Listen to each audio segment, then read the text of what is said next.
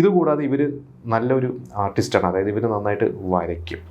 അപ്പോൾ ഇവർ തന്നെ ഒരിക്കൽ പറഞ്ഞിട്ടുണ്ട്, ഇവരൊരു 80s ഒക്കെ ആയി കഴിഞ്ഞപ്പോൾ കുറച്ച് കാലം കഴിഞ്ഞ് ഇവർ സിനിമയിൽ നിന്ന് ബ്രേക്ക് എടുത്തു. ഇവരുടെ മകനൊക്കെ വലുതായി കഴിഞ്ഞപ്പോൾ ഇവർ ഊട്ടിയിൽ പോയിട്ടാണ് ഇവർ ജീവിച്ചത്. ഇവർ പറഞ്ഞ ഊട്ടി ചെന്ന് കഴിഞ്ഞപ്പോൾ അവിടെ മകനെ ഊട്ടിയിൽ ഒരു സ്കൂളിൽ ചേർത്തിട്ട് ഇവരവിടെ ഒരു വീട്ടമ്മയായിട്ട് മകൻ്റെ കാര്യങ്ങളൊക്കെ നോക്കിയിരിക്കുന്നു.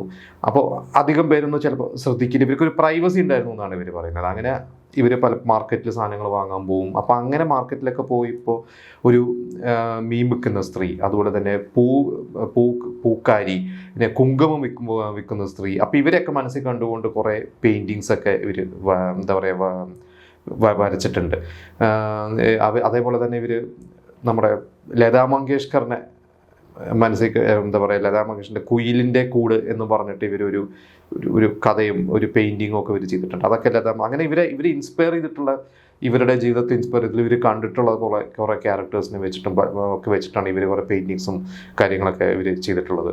ഇവർ പറഞ്ഞത് പണ്ട് ലൊക്കേഷനിലൊക്കെ ഉള്ള സമയങ്ങളിൽ ഇന്നത്തെ പോലെ മൊബൈലോ അങ്ങനെ കാര്യങ്ങളൊന്നും ഇല്ലാത്തതുകൊണ്ട് ഒരുപാട് ബ്രേക്ക് ടൈം കിട്ടും.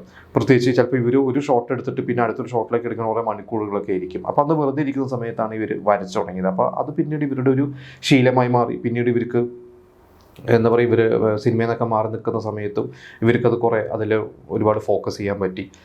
പിന്നെ ഇവർ ഈ അടുത്ത് കുറച്ച് കാലങ്ങൾക്ക് മുമ്പ്, ഇപ്പം ഞാൻ ഈ ഒരു ആർട്ടിക്കിൾ വായിച്ചതിൽ ഇവർ ഒരു പെയിൻറ്റിങ് എക്സിബിഷൻസ് ഒക്കെ കണ്ടക്ട് ചെയ്തിട്ട് ഇവർ പറഞ്ഞ ആ ഒരു പെയിൻറ്റിങ് എക്സിബിഷൻ അതിൽ നിന്ന് കിട്ടുന്ന വരുമാനങ്ങളെല്ലാം ക്യാൻസർ രോഗികൾക്ക് വേണ്ടി നല്ല കാര്യത്തിന് വേണ്ടി ഉപയോഗിക്കാനാണ് അവരുടെ ഒരു ഉദ്ദേശം എന്നൊക്കെ അവർ പറഞ്ഞത്. കാരണം അതിൽ ഇവരുടെ സഹോദരൻ ക്യാൻസർ രോഗിയായിരുന്നു. ഇതുപോലെ തന്നെ സത്യൻ മാഷ്, ഇവർ പറഞ്ഞു ഇവരുടെ അഭിനയിച്ചുകൊണ്ടിരിക്കുമ്പോൾ ഇവരുടെ മടി കിടന്ന് സത്യൻ മാഷിൻ്റെ മൂക്കുന്ന ചോര വരുന്നതും, അപ്പോൾ അതൊക്കെ ഇവർക്ക് ഭയങ്കരമായിട്ട് ഇവരെ ഹോൾഡ് ചെയ്തിട്ടുണ്ട് എന്നൊക്കെയാണ് ഇവർ പറഞ്ഞത്. അപ്പോൾ ക്യാൻസർ രോഗികൾക്ക് വേണ്ടി എന്തെങ്കിലും ചെയ്യുക എന്നുള്ളതിൽ ഇതിൻ്റെ ഒരു കിട്ടുന്ന ഒരു വരുമാനം അതിലോട്ട് എന്ന രീതിയിലാണ് അത് ചെയ്യുന്നത്. അപ്പോൾ ഈ പറഞ്ഞ പോലെ അവർ, നമുക്കറിയാം 80s എന്നൊക്കെ സിനിമയിൽ നിന്ന് മാറി പിന്നെ കുറേ കാലം കണ്ട് മനസ്സിനക്കരയിലൂടെയാണ് അവർ തിരിച്ചു വന്നത്.